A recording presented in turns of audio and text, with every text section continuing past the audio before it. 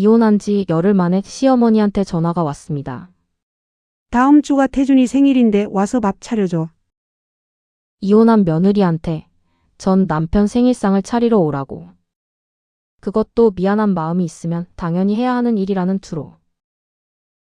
저는 수화기를 들고 한동안 아무 말도 하지 못했습니다. 어이가 없어서가 아니라 이 상황이 현실인지 아닌지 잠깐 헷갈렸기 때문이었습니다. 제 이름은 지온입니다. 법대를 졸업하고 사법고시를 준비하던 시절에 저는 꽤 선명한 꿈을 가지고 있었습니다. 변호사가 되고 싶었습니다.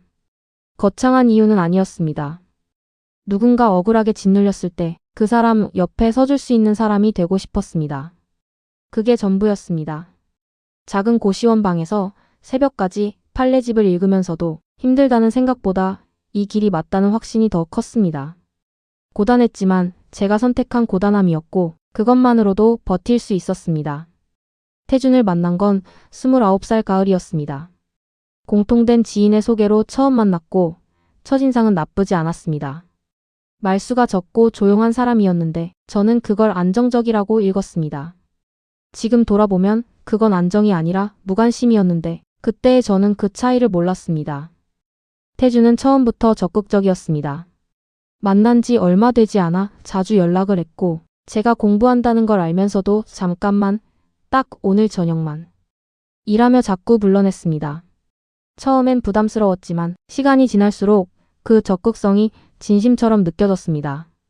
고시원 방에 혼자 앉아 형광등 아래서 책을 펼치던 밤들 사이로 누군가 나를 원한다는 감각이 조용히 비집고 들어왔습니다. 만난 지 6달쯤 됐을 때 태준이 말했습니다. 지온아, 나 너랑 빨리 결혼하고 싶어. 지금 당장이라도.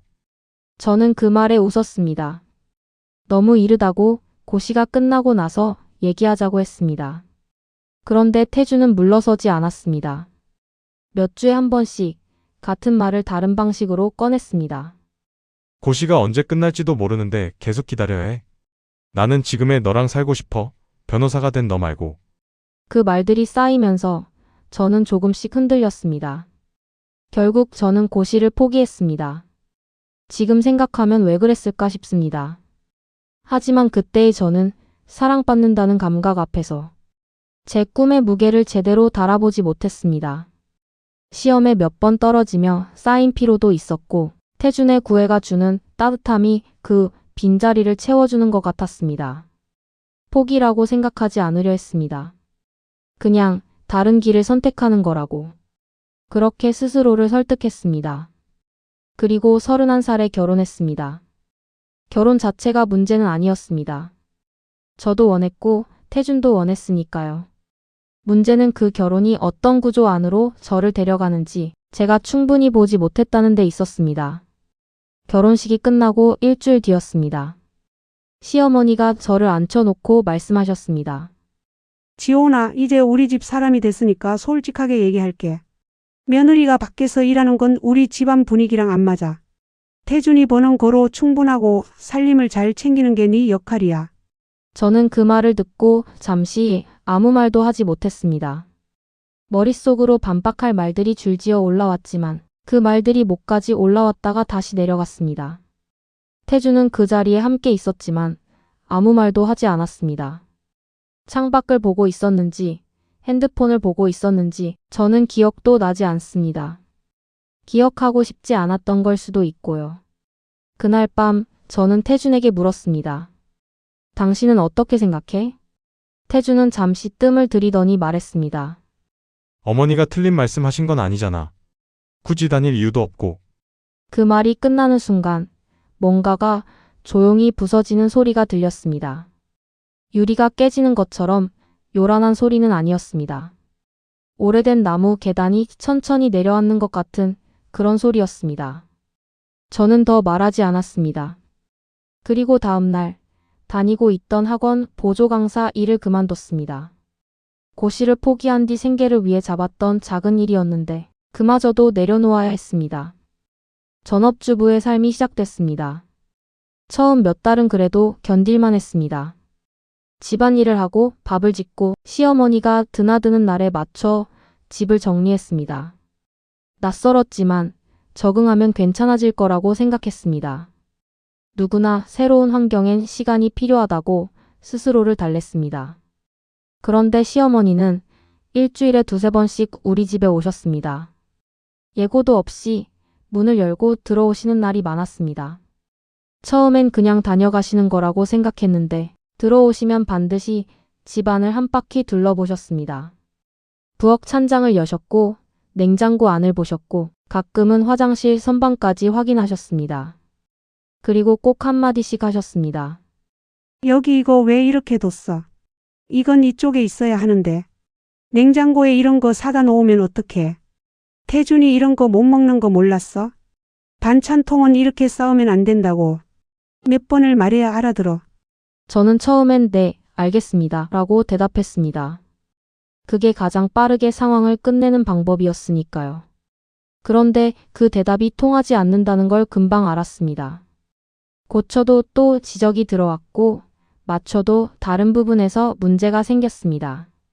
시어머니의 기준은 제가 다 맞춰낼 수 없는 곳에 있었습니다. 아니, 어쩌면 처음부터 맞추라고 만든 기준이 아니었는지도 모릅니다. 가장 힘들었던 건 살림 방식이 아니었습니다. 시어머니는 제가 누구를 만나는지, 어디를 가는지까지 물으셨습니다. 친정 가는 날이면 거기 얼마나 있다 올 거야? 라고 하셨고, 친구를 만나고 오면 무슨 친구를, 그것도 평일에? 라고 하셨습니다. 처음엔 그냥 궁금해서 물어보시는 거라고 생각했는데 그게 아니라는 걸 점점 느꼈습니다. 제가 움직이는 모든 방향에 그분의 시선이 따라붙었습니다.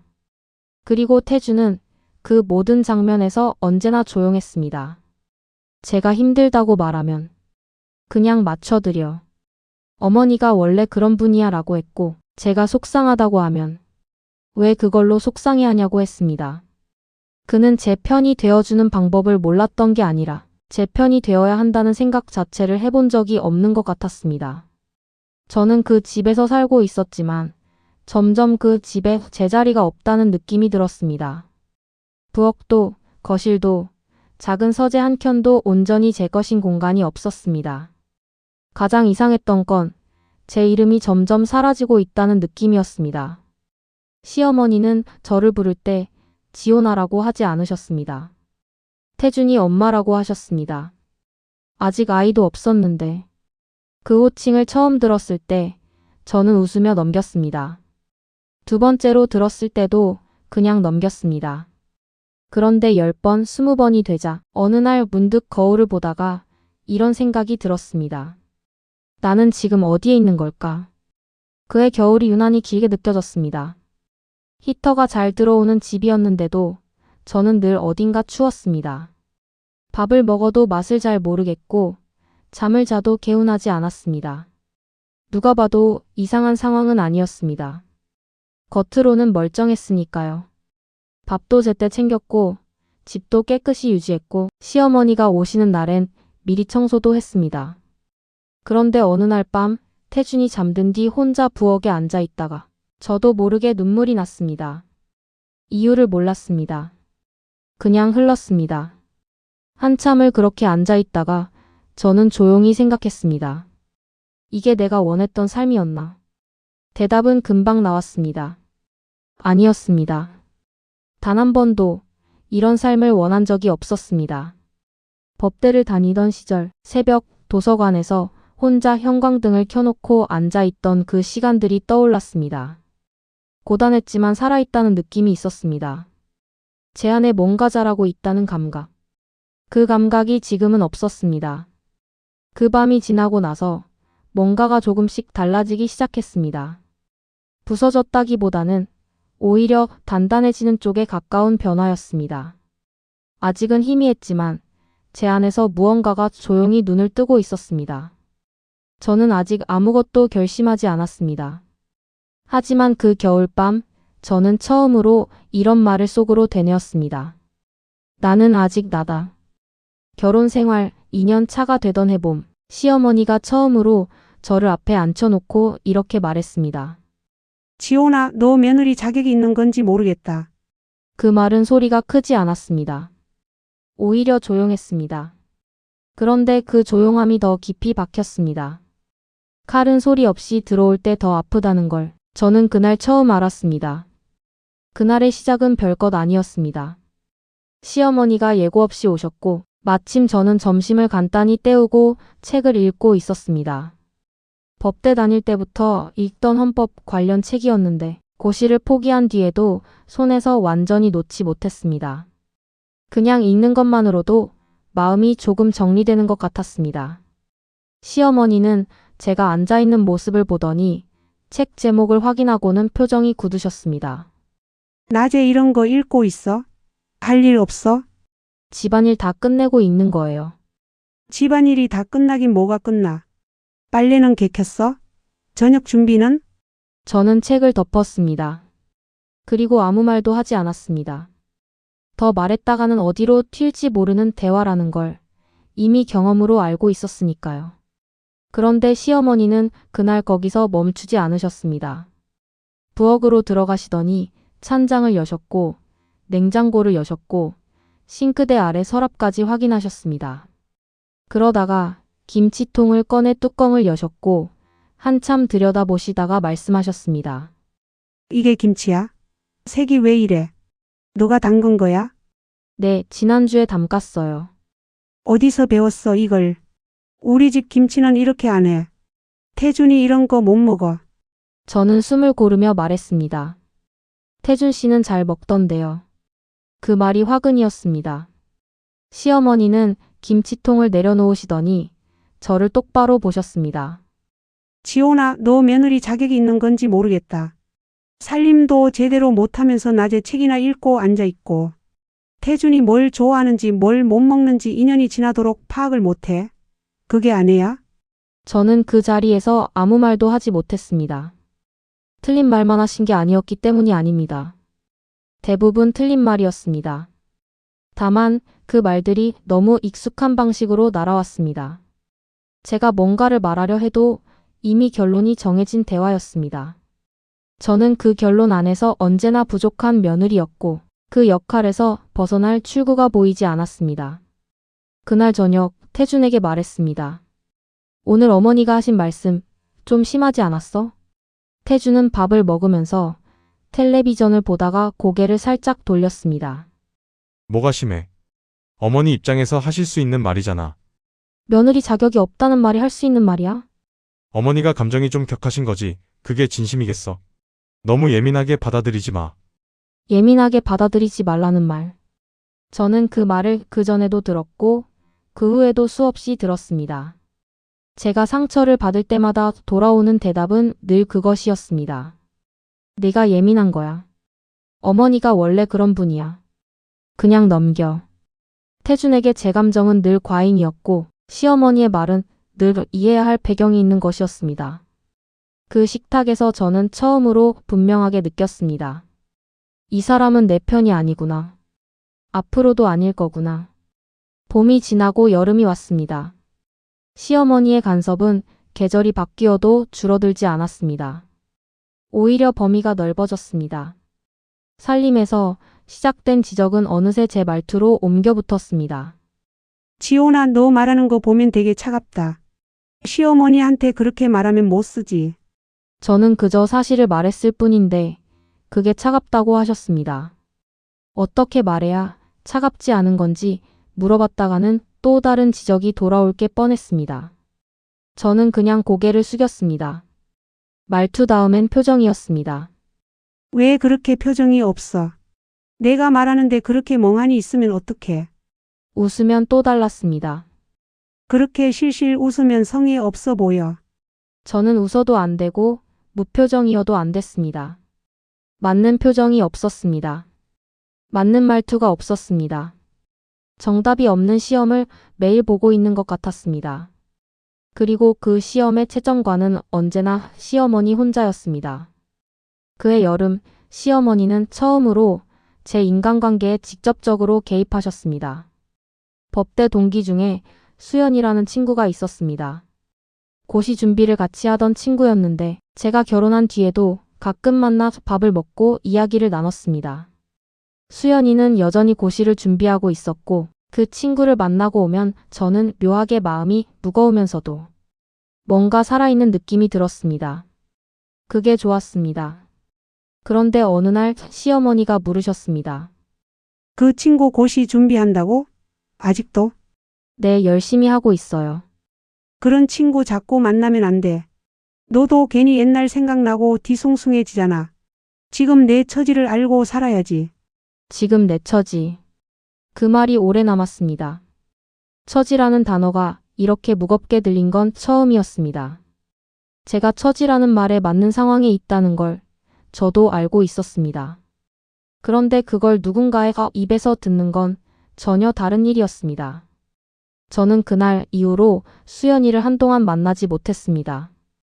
가을이 되자 시어머니는 새로운 요구를 꺼내셨습니다. 지호나 슬슬 아이 생각해야 하지 않겠어? 결혼한 지 2년이 넘었잖아. 저는 그 말을 듣고 가만히 있었습니다.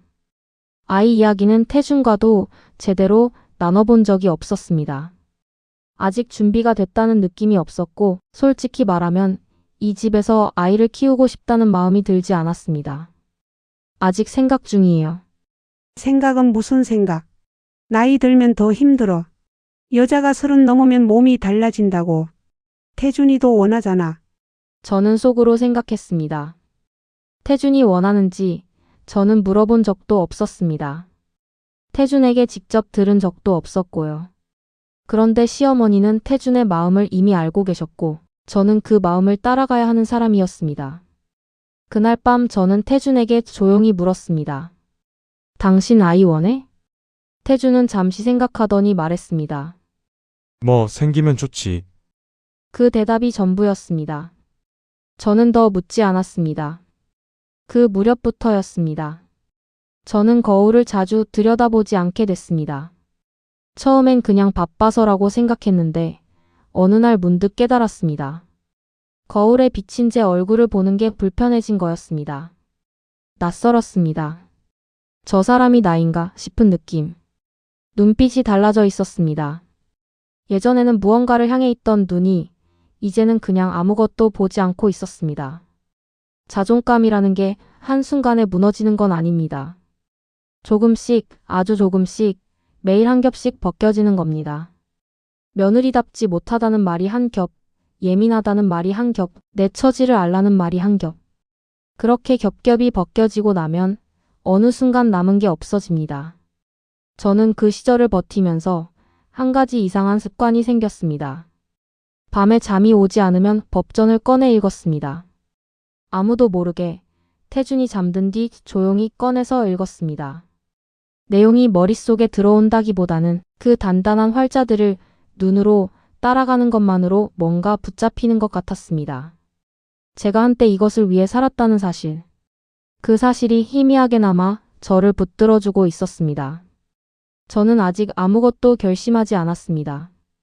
하지만 무언가를 결심해야 할 날이 멀지 않다는 걸 느끼고 있었습니다. 이혼을 결심한 건 어떤 거대한 사건 때문이 아니었습니다. 오히려 아주 작은 순간이었습니다. 너무 작아서 그게 마지막이 될 거라고는 저도 몰랐습니다. 결혼 3년 차 겨울이었습니다. 시어머니가 그날도 예고 없이 오셨습니다. 저는 마침 감기 기운이 있어서 소파에 누워 있었습니다. 열이 조금 있었고 몸이 무거웠습니다. 초인종 소리를 듣고 일어나 문을 열었더니 시어머니가 들어오시면서 한눈에 저를 후두셨습니다. 왜 이렇게 꼴이 말이 아니야? 낮에 누워 있었어? 감기 기운이 좀 있어서요. 감기? 밥은 먹었어? 저녁 준비는? 저는 아무 말도 하지 않았습니다. 몸이 아프다고 했는데 돌아오는 첫 마디가 저녁 준비였습니다. 그 순간 이상하게도 화가 나지 않았습니다. 그냥 피로했습니다. 이 대화가, 이 집이, 이 생활이 전부 다. 시어머니는 부엌으로 들어가시더니 냉장고를 여셨고 한참 들여다보시다가 나오셨습니다. 냉장고가 왜 이렇게 비어 있어? 아파도 장은 봐야지. 그 말을 들으면서 저는 소파에 다시 앉았습니다. 그리고 속으로 생각했습니다. 아, 이제 정말 못하겠다. 분노도 아니었습니다. 눈물도 나지 않았습니다. 그냥 어떤 문이 조용히 닫히는 느낌이었습니다. 더 이상 열려고 애쓰지 않아도 되는 문. 오래 붙들고 있었는데 이제 놓아도 된다는 걸 그 순간 알았습니다. 그날 밤 태준이 퇴근하고 들어왔을 때 저는 식탁에 앉아 있었습니다. 태준은 가방을 내려놓으며 물었습니다. 어머니 다녀가셨어? 응. 뭐 또 뭐라 하셨어? 저는 잠시 태준을 바라봤습니다. 그 얼굴을. 결혼하기 전 고시원 근처 작은 식당에서 처음 밥을 먹던 날의 얼굴이 잠깐 겹쳐 보였습니다. 그때는 좋았습니다. 분명히. 태준아, 나 이혼하고 싶어. 태준의 손이 멈췄습니다. 갑자기 무슨 소리야? 갑자기가 아니야. 나 오래 생각했어. 오래 생각했다고? 나한테 한 번도 말한 적 없잖아. 말해봤자 달라지는 게 없다는 걸 알아서. 태준은 의자를 끌어당겨 앉았습니다. 표정이 굳어 있었지만 놀란 것 같지는 않았습니다. 어쩌면 그도 어딘가에서 이날이 올 거라는 걸 알고 있었는지 모릅니다. 지금 어머니 때문에 이러는 거야? 어머니 때문만은 아니야. 당신 때문이기도 해. 내가 뭘 잘못했는데. 저는 잠시 생각했습니다. 뭘 잘못했냐고. 그 질문에 답하려면 3년치 이야기를 꺼내야 했습니다. 그런데 그럴 기운이 없었습니다. 이미 너무 많이 소진된 상태였습니다.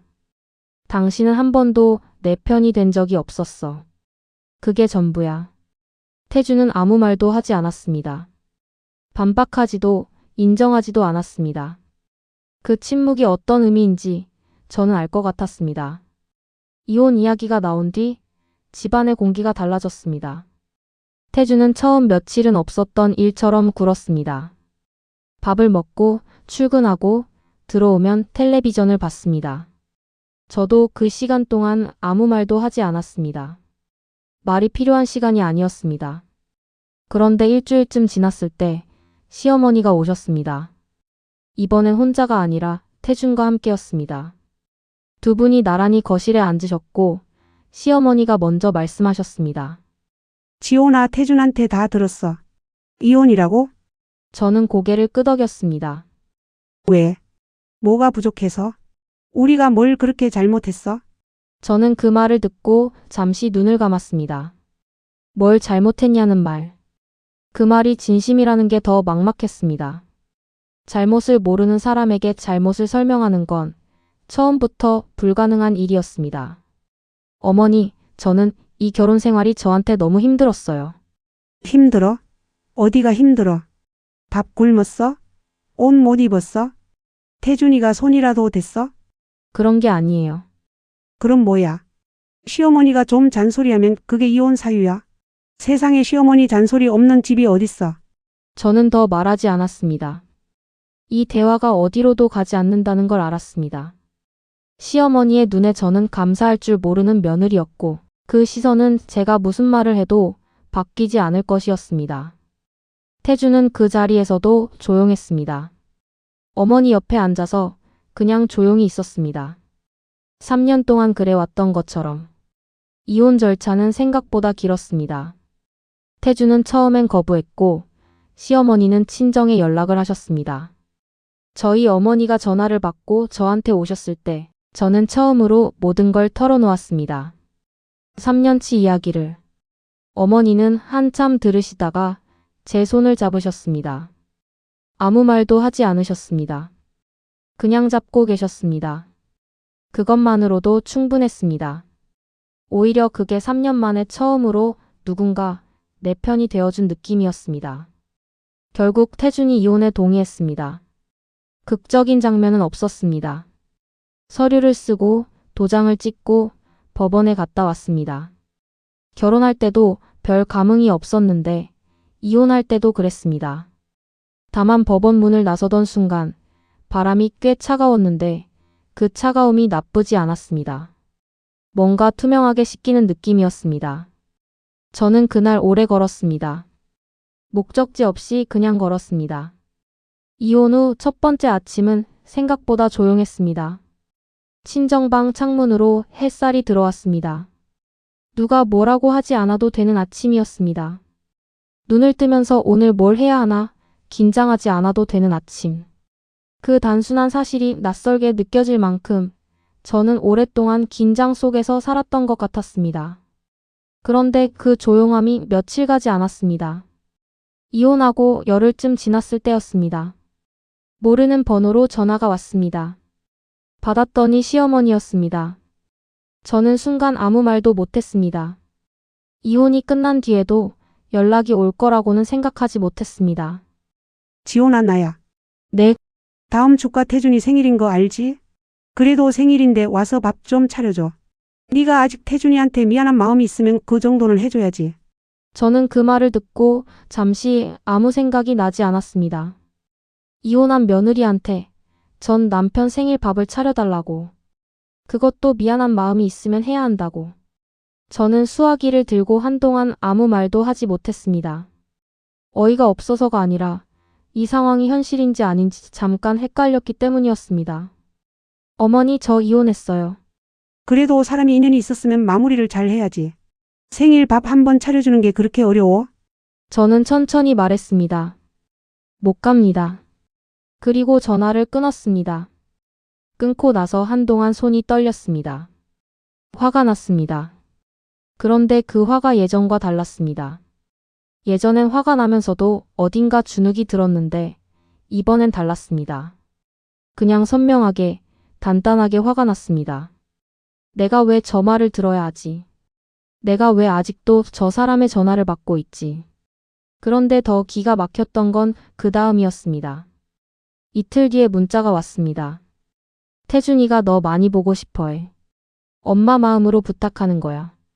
생일 케이크라도 사들고 와라. 저는 그 문자를 읽고 한참 화면을 들여다봤습니다. 엄마 마음으로 부탁한다는 말이 제일 기가 막혔습니다. 3년 동안 저를 억누르고 무시하던 그 사람이 이제는 엄마 마음으로 부탁을 하고 있었습니다. 그 엄마 마음이라는 단어가 어떤 의미로 쓰이는지 저는 너무 잘 알고 있었습니다. 부드러운 말을 입혔지만 결국 또 저를 도구로 쓰려는 것이었습니다. 저는 문자를 닫았습니다.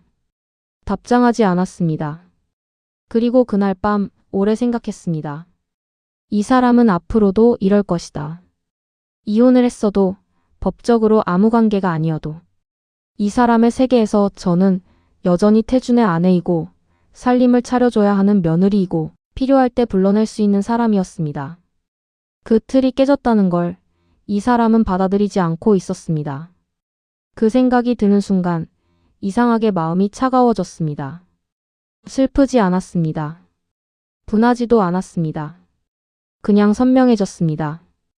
저 사람의 이야기는 이제 내 이야기가 아니다. 그날 밤 저는 오래된 가방을 꺼냈습니다. 고시 준비를 하던 시절부터 들고 다니던 낡은 가방이었습니다. 그 안에 손때 묻은 법전이 그대로 있었습니다. 꺼내서 펼쳐봤습니다. 제가 줄을 쳐놓은 부분들, 여백에 써놓은 메모들. 그 흔적들이 낯설면서도 익숙했습니다. 저는 그 페이지들을 한참 들여다봤습니다. 이걸 포기했던 날이 생각났습니다. 태준의 구애가 좋아서, 누군가 나를 원한다는 감각이 좋아서 그 감각에 기대어 이 가방을 내려놨던 날. 그때는 잠깐 내려놓는 거라고 생각했습니다. 그런데 잠깐이 3년이 됐고 그 3년이 이렇게 됐습니다. 더 이상 내려놓고 싶지 않았습니다. 저는 책상에 앉아 법전을 펼쳤습니다. 어디서부터 시작해야 할지 막막했지만 그냥 처음 페이지부터 읽기 시작했습니다. 밤이 깊어지는 줄도 몰랐습니다. 공부를 다시 시작한다는 건 생각보다 훨씬 외로운 일이었습니다. 도서관 열람실에 앉으면 주변엔 20 초반의 얼굴들이 가득했습니다. 저보다 67살 어린 사람들이 똑같은 법전을 펼쳐놓고 있었습니다. 누가 뭐라고 한 것도 아닌데 괜히 작아지는 느낌이 들었습니다. 34세 다시 고시를 준비한다는 사실이 가끔은 저 스스로도 어처구니 없게 느껴졌습니다. 그래도 앉아 있었습니다. 처음 석 달은 거의 아무것도 머릿속에 들어오지 않았습니다. 눈은 활자를 따라가는데 내용이 쌓이지 않았습니다. 읽은 페이지를 다시 읽고 또 읽었습니다. 3년의 공백이 생각보다 깊었습니다. 스스로를 다그치다가도 다그치는 것도 소용없다는 걸 알았습니다. 그냥 매일 앉아 있는 것 말고는 방법이 없었습니다. 친정 어머니는 아무 말씀도 하지 않으셨습니다. 아침에 밥을 차려주시고 늦게 들어오면 불을 켜놓고 기다리셨습니다. 한 번은 제가 너무 지쳐서 책상에 엎드려 있는데 어머니가 조용히 들어오셔서 등에 담요를 덮어주시고 나가셨습니다. 아무 말도 없이. 그 온기가 한동안 마음에 남았습니다. 그의 첫 번째 시험에서 떨어졌습니다. 점수를 확인하던 날, 저는 한동안 화면을 보고 있었습니다. 울지 않으려고 했는데 눈물이 났습니다. 서럽다기보다는 지쳐서 나오는 눈물이었습니다. 화장실에 들어가서 조용히 울고 세수를 했습니다. 거울을 봤습니다. 눈이 부어 있었습니다. 그래도 내년에 또 봐야지. 다른 생각이 없었습니다. 포기한다는 선택지가 머릿속에 들어오지 않았습니다. 예전에 고시를 포기할 때는 그렇게 쉽게 내려놨는데 이번엔 그 생각 자체가 없었습니다. 이번엔 누가 시킨 게 아니라 오롯이 제가 원해서 시작한 일이었습니다. 그 차이가 생각보다 컸습니다. 합격자 발표가 나던 날 아침, 저는 일부러 늦게 확인했습니다. 무서웠습니다. 이번에도 떨어지면 어떡하나 싶었습니다. 3번이나 도전했는데 또 안 되면 그때는 정말 흔들릴 것 같았습니다. 그래서 아침을 먹고 설거지를 하고 빨래를 돌리고 그 다음에 앉아서 화면을 열었습니다. 이름을 찾았습니다. 있었습니다. 저는 한동안 화면을 껐다가 다시 켰습니다. 또 켰습니다. 3번을 확인했습니다. 이름은 그때마다 그 자리에 있었습니다. 변호사가 된 뒤 저는 이름을 바꿨습니다. 지온이라는 이름을 버린 건 아니었습니다. 다만 그 이름에 너무 많은 것이 붙어 있었습니다. 태준의 아내, 시어머니의 며느리, 며느리 자격 없다는 말을 들었던 사람. 그 이름을 부를 때마다 따라오는 것들이 있었습니다. 새로 시작하는 삶에 그 무게까지 들고 가고 싶지 않았습니다. 개명 신청을 하던 날 판사가 물었습니다. 개명 사유가 무엇인가요? 저는 잠시 생각하다가 말했습니다.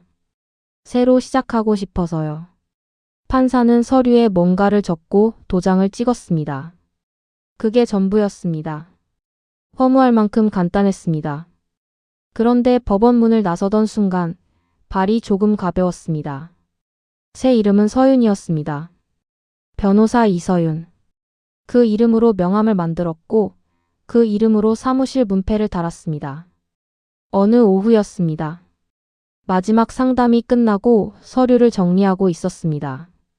사무장이 노크를 하고 들어왔습니다. 이혼 소송건의 상담 의뢰였습니다. 저는 잠깐 생각하다가 고개를 끄덕였습니다. 들어오시라고 해요. 문이 열렸습니다.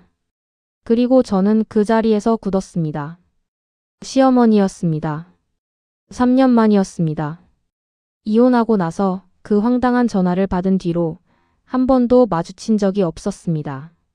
그 사이 시어머니가 어떻게 지냈는지, 태준이 어떻게 됐는지 저는 알지 못했고 알려고 하지도 않았습니다. 그런데 그 사람이 지금 제 사무실 문 앞에 서 있었습니다. 시어머니는 들어오면서 고개를 숙이고 있었습니다. 많이 지쳐 보였습니다. 눈 주변이 어두웠습니다. 오래 잠을 못 잔 사람의 얼굴이었습니다. 시어머니는 의자에 앉으면서 처음으로 고개를 들었습니다. 그리고 저와 눈이 마주쳤습니다. 순간 시어머니의 얼굴이 굳었습니다. 눈이 커졌습니다. 입술이 살짝 벌어졌습니다. 방금 전까지 지쳐있던 얼굴에서 핏기가 빠져나가는 게 보였습니다. 지온아? 저는 아무 말도 하지 않았습니다. 내가 왜 여기? 여기가 네 사무실이야? 시어머니의 목소리가 떨렸습니다. 당황한 건지, 놀란 건지, 아니면 그 두 가지가 한꺼번에 온 건지. 의자에서 일어서려는 듯 몸을 움직이다가 다시 앉았습니다. 어디로 가야 할지 모르는 사람처럼. 저는 천천히 말했습니다. 지금은 서윤입니다. 이서윤 변호사예요. 그 말이 공기 중에 잠시 머물렀습니다.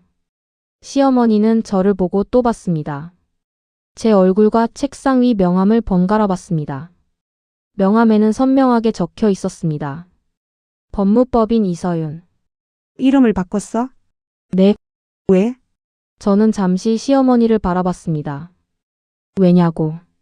그 대답을 이 자리에서 해야 하는지 생각했습니다. 새로 시작하고 싶어서요. 시어머니는 그 말을 듣고 아무 말도 하지 못했습니다. 한동안 침묵이 흘렀습니다. 시어머니가 먼저 일어날 것 같았습니다. 이 상황이 불편해서 혹은 너무 당황해서 그냥 나갈 것 같았습니다. 저는 그래도 괜찮다고 생각했습니다. 그런데 시어머니는 일어나지 않았습니다. 한참 손을 내려다보다가 천천히 말을 꺼냈습니다. 나 이혼 소송을 해야 할 것 같아서 왔어. 저는 그 말을 듣고 잠시 눈을 내리깔았습니다. 이혼 소송. 그 말이 이 공간에서 이 사람의 입에서 나온다는 게 묘하게 비현실적으로 느껴졌습니다. 어떻게 오시게 됐어요? 인터넷에서 찾았어. 여기 후기가 좋아서. 제 이름을 보고 온 건지 정말 몰랐던 건지 이서윤이라는 이름으로 바꿨으니 몰랐을 수도 있었습니다. 저는 묻지 않았습니다. 말씀하시겠어요? 시어머니가 잠시 저를 봤습니다. 이 상황에서 제가 들어주겠다고 하는 게 의아한 것 같았습니다. 어쩌면 당연한 반응이었습니다. 그러다가 천천히 입을 열었습니다. 이야기를 들었습니다. 시아버지가 오래전부터 바깥에 다른 여자가 있었다는 것이었습니다. 시어머니는 눈치채고 있었지만 모른 척 살아왔다고 했습니다. 그런데 이번에 그쪽에서 먼저 이혼을 요구하고 나왔고 재산 분할 과정에서 숨겨둔 재산이 드러나기 시작했다고 했습니다. 저는 받아 적으면서 들었습니다. 상담하는 내내 저는 감정을 최대한 걷어냈습니다. 이 사람이 누구인지를 잠시 내려놓고 지금 이 사람이 처한 법적 상황만 보려고 했습니다. 그게 제가 훈련받은 방식이었습니다. 그런데 쉽지는 않았습니다. 이야기를 듣는 중간중간 예전 장면들이 불쑥불쑥 끼어들었습니다. 냉장고를 열어보던 손, 며느리 자격이 없다던 목소리, 이혼하고 나서도 생일 밥을 차려달라던 그 전화. 그 장면들이 눈앞에 앉은 이 사람과 겹쳐졌습니다. 저는 숨을 한번 고르고 다시 펜을 들었습니다. 상담이 끝날 무렵 시어머니가 처음으로 저를 똑바로 봤습니다. 지온아, 이서윤이라는 이름을 쓰는 지금도 이 사람에게 저는 아직 지온이었습니다. 나한테 많이 섭섭했지? 저는 대답하지 않았습니다. 내가 그때 너한테 좀 심했던 건 나도 알아. 근데 그게 다 태준이 잘 되라고 한 거였는데. 저는 그 말을 듣고 잠시 시어머니를 바라봤습니다. 그 말이 진심인지 아닌지는 모르겠습니다. 진심일 수도 있었습니다. 그분 방식의 진심. 다만 그 진심이 얼마나 많은 것을 부쉈는지는 아마 끝까지 모르실 것 같았습니다. 그리고 저는 더 이상 그걸 이해시키려는 마음도 없었습니다. 그 마음을 내려놓는데도 꽤 오랜 시간이 걸렸습니다. 저는 천천히 말했습니다. 어머니, 저는 지금 변호사로서 이 자리에 있는 거예요. 개인적인 이야기는 오늘 이 자리에서 할 수 없어요. 시어머니가 입을 다물었습니다. 저는 계속했습니다. 말씀하신 상황은 충분히 대응 가능합니다. 숨겨진 재산에 대한 자료를 최대한 확보하시는 게 먼저고요. 다음 주에 다시 오시면 구체적인 방향을 잡아드릴 수 있어요. 시어머니는 잠시 저를 바라보다가 조용히 고개를 끄덕였습니다. 일어서면서 핸드백을 여셨다가 다시 닫으셨습니다. 뭔가를 말하려다가 멈추신 것 같았습니다. 그대로 문 쪽으로 걸어가시다가 문손잡이를 잡고 잠깐 멈추셨습니다. 뒤를 돌아보지는 않으셨습니다. 그냥 그대로 나가셨습니다. 시어머니가 나간 뒤 저는 한동안 의자에 앉아 있었습니다. 창밖으로 저녁 빛이 들어오고 있었습니다. 오렌지 빛이 사무실 바닥에 길게 깔렸습니다. 저는 그 빛을 보면서 아무 생각도 하지 않으려고 했습니다. 그런데 생각이 왔습니다. 막을 수가 없었습니다. 이상했습니다. 통쾌하지 않았습니다. 제가 상상했던 장면이 있었다면 아마 더 극적이었을 것입니다. 당당하게 서서 차갑게 내려다보는 장면 같은 것. 그런데 막상 그 사람이 제 앞에 앉았을 때 그런 감정은 오지 않았습니다. 그냥 피곤한 사람 한 명이 앉아 있었습니다. 저를 힘들게 했던 사람이라는 사실은 변하지 않았습니다. 그 시간들이 지워지는 것도 아니었습니다. 다만 그 사람도 결국 자기 삶의 무게를 지고 있었습니다. 저한테 그 무게를 떠넘기려 했던 사람이 이제는 자기 몫의 무게에 짓눌려 있었습니다. 그게 복수처럼 느껴지지 않았습니다. 그냥 삶이 그런 것 같았습니다. 자리에서 일어나 창가로 갔습니다. 저녁 거리가 보였습니다. 퇴근하는 사람들, 아이 손을 잡고 걷는 사람, 이어폰을 끼고 뛰어가는 사람. 각자 자기 방향으로 움직이고 있었습니다. 저는 그 풍경을 보면서 오래전 어느 밤을 떠올렸습니다. 부엌에 혼자 앉아 눈물을 흘리던 밤. 이게 내가 원했던 삶이었나 물었던 밤. 그때의 저는 너무 작아져 있었습니다. 이름도 잃고 꿈도 잃고 거울 속 자신이 낯선 사람처럼 느껴지던 시절. 그런데 지금 저는 여기 서 있었습니다. 그 부엌에서 이 창가까지 오는데 생각보다 많은 시간이 걸렸습니다. 돌아온 길도 아니었고 고든 길도 아니었습니다. 넘어지고 떨어지고 혼자 울고 다시 앉아서 법전을 펼치는 일을 반복했습니다. 누가 알아주지 않아도 아무도 보지 않아도 그냥 계속했습니다. 그게 전부였습니다. 대단한 게 없었습니다. 그런데 그 별것 없는 하루하루가 쌓여서 지금 제가 이 자리에 있었습니다. 책상으로 돌아와 시어머니의 상담 내용을 정리했습니다. 사건 번호를 부여하고 다음 상담 일정을 잡았습니다. 시어머니의 사건을 맡을 것인지 아직 결정하지 않았습니다. 맡을 수도 있고 다른 변호사에게 넘길 수도 있었습니다. 어느 쪽이든 제가 선택하는 것이었습니다. 더 이상 누군가의 요구에 떠밀려 결정하는 사람이 아니었습니다. 그 사실이 조용하지만 단단하게 느껴졌습니다. 퇴근 준비를 하면서 지갑을 열었습니다. 명함이 보였습니다. 변호사 이서윤. 지온이라는 이름을 내려놓고 처음 받아든 그 명함. 이제는 익숙해졌지만 가끔 꺼내보면 아직도 묘한 느낌이 들었습니다. 지온으로 살던 시간이 없었다면 서윤이 될 수도 없었을 것입니다.